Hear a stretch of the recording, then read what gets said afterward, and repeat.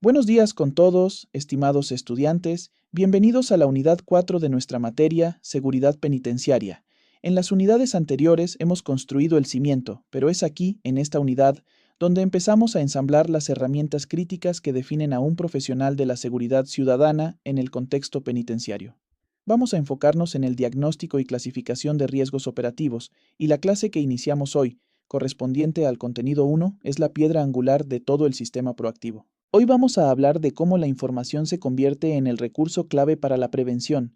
Olvídense de la imagen del guardia que solo abre y cierra rejas. La seguridad penitenciaria moderna, la que buscamos implementar y la que exigen las crisis actuales, se basa en un paradigma proactivo. Ya no podemos depender exclusivamente de la seguridad estática, es decir, de muros más altos, mejores cámaras o rejas más gruesas. En un contexto, y seamos honestos, como el ecuatoriano, con frecuencia nos enfrentamos a presupuestos reducidos donde la tecnología de vigilancia más avanzada simplemente no es una realidad. Aquí es donde la tríada proactiva entra en juego. Esta tríada es la interconexión de tres pilares: la seguridad dinámica, SD, la inteligencia penitenciaria, IP, y la gestión del riesgo. Nuestro objetivo y la competencia que deben dominar, la CE4, es aprender a integrar estas herramientas para prevenir el delito dentro del CPL. ¿Y cómo logramos esto?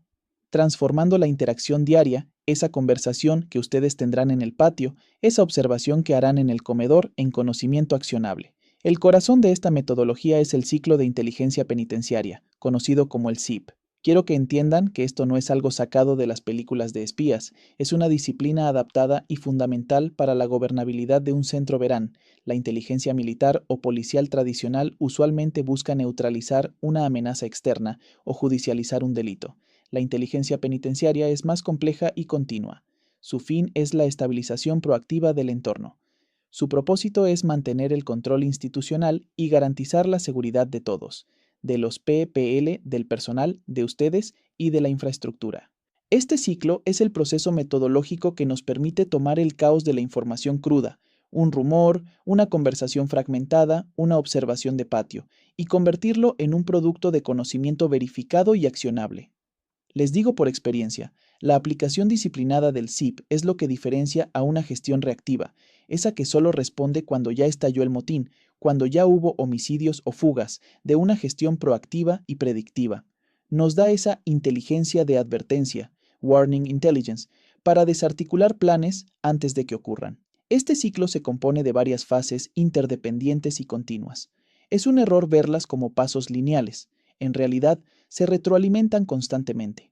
El punto de partida es siempre la fase de dirección. Este es el motor y el timón del ciclo. Aquí es donde la alta gerencia, el director del CPL, el jefe de seguridad, la jefatura de inteligencia, establece el rumbo.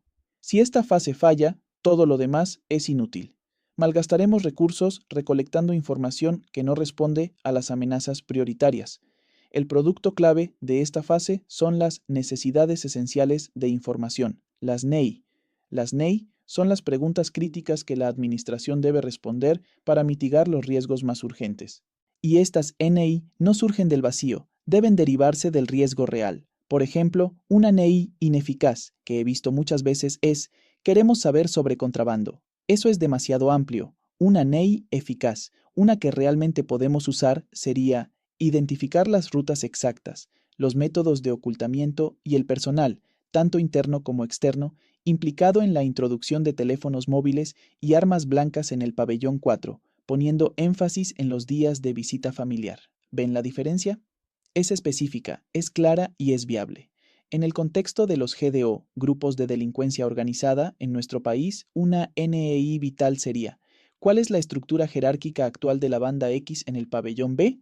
¿Quiénes son sus líderes formales e informales?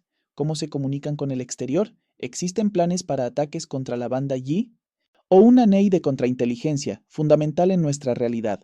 ¿Qué funcionarios están mostrando signos de riqueza injustificada o mantienen interacciones no autorizadas con PPL específicos? Solo cuando ustedes, como personal de seguridad dinámica, SD, tienen estas NEI claras, saben qué buscar. Sin NEI, un guardia solo observa; con NEI, un guardia vigila. Una vez que tenemos esas preguntas claras, pasamos a la segunda fase, la obtención. Esta es la recolección de los datos crudos, y quiero que esto les quede muy claro. En el entorno penitenciario, la fuente de obtención más crucial no es la cámara, no es el escáner, es la fuente humana, el HUMINT. Y aquí es donde ustedes, el personal de seguridad dinámica, se convierten en el sensor principal del sistema, el personal de custodia, el de pabellón, el de control de accesos. Ustedes son el HUMINT de primera línea. ¿Cómo obtienen esa información? Principalmente a través de la observación y la vigilancia. No es solo ver, es notar. Notar cambios en la atmósfera del pabellón, notar que PPL dejan de hablar cuando el oficial se acerca, quién acumula comida, quién se ve aislado o con miedo. También está la interacción dirigida. No hablo de hacerse amigo del PPL, eso está prohibido. Hablo de la interacción profesional. Esas conversaciones formales e informales, donde, con diálogo ético, uno puede tomar el pulso del pabellón, identificar quejas legítimas antes de que se conviertan en protestas violentas o detectar líderes negativos. Claro, también usamos fuentes abiertas o SINT, como analizar las redes sociales de familiares de PPL o inteligencia técnica, TCHINT, como revisar el CCTV, pero su rol en UMINT es vital. Un buen oficial de SD es el que le dice al analista: noté movimientos extraños en el pasillo X, sugiero revisar la cámara de las 14 horas. Pero, ¿qué hacemos con esa observación, con ese dato crudo? Aquí entramos a la tercera fase, la elaboración. Este es el cerebro del ciclo, usualmente operado por la unidad de análisis, C2. Aquí es donde la información se convierte en inteligencia. Un dato por sí solo, como el PPLA habló con el PPLB, no significa nada. Es el análisis el que le da contexto. El proceso es riguroso, se registra la información, quizás en una ficha FRNI que veremos más adelante. Se evalúa la fuente. ¿Es confiable? No es lo mismo un reporte A1 que viene de un oficial de SD con historial probado, que un C3, que es un rumor de un PPL conocido por mentir. Luego viene el cotejo, donde se funden los datos. Recuerdo un caso. El analista tomó el reporte de SD, PPLA habló con PPLB, lo cruzó con OSINT. La banda de A y B anunciaron una tregua en la calle. Y con un reporte de TECHINT, se vio a PPLC entregar un paquete a PPLA minutos antes. El analista pudo entonces sintetizar una hipótesis. La conversación no fue casual. Están consolidando una alianza para recibir un envío de contrabando, posiblemente facilitado desde el exterior. ¿Ven? La observación del oficial de SD fue la chispa, pero sin el análisis. Esa chispa se habría perdido. Un análisis brillante no sirve de nada si se queda guardado en un cajón. Eso nos lleva a la cuarta fase, la difusión. La inteligencia solo es útil si llega a la persona que puede actuar sobre ella, en el formato correcto y en el tiempo oportuno. Aquí opera el principio de necesidad de conocer, need to know. La inteligencia penitenciaria es sensible. Si se filtra, puede costar vidas, ya sea por represalias contra informantes u oficiales. La oportunidad es clave. La inteligencia sobre un motín planeado para esta noche no sirve de nada si se entrega mañana por la mañana. Y debe ser clara, los directores no tienen tiempo para leer 10 páginas, necesitan el bluff, bottom line up front. ¿Qué está pasando? ¿Por qué es importante? ¿Qué sugieren hacer? Esta difusión también es hacia abajo. Es la información procesada que se les da a ustedes en los briefings de turno. Por ejemplo, atención en el pabellón B, se espera alta tensión entre los grupos X e Y.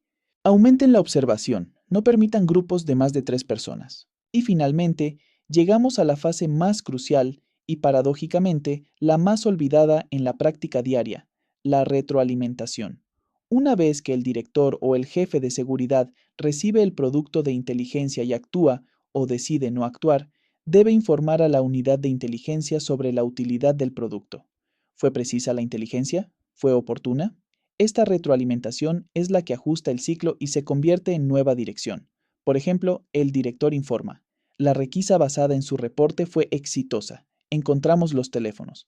Excelente, pero no termina ahí, nueva NEI. Ahora necesito saber cómo los están cargando. Busquen los cargadores. O el jefe de SD informa: el reporte de tensión en el pabellón B fue correcto. El personal de SD notó a PPL-ZAT como el principal instigador. Nueva NEI. Determinar la red de influencia de PPL-ZAT.